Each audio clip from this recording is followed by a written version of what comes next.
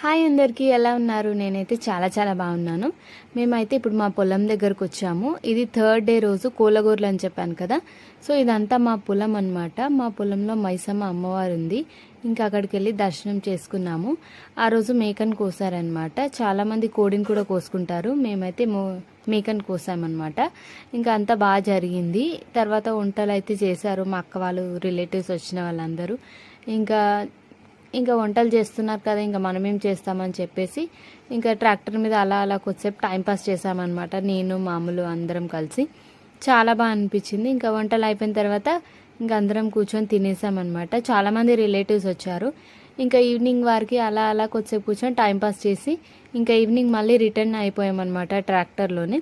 చాలా బాగా అనిపించింది. మీరు కూడా ఎప్పుడైనా మీ ఫ్యామిలీతో ఇలా టైం స్పెండ్ చేశారో లేదో కింద కామెంట్ చేయండి.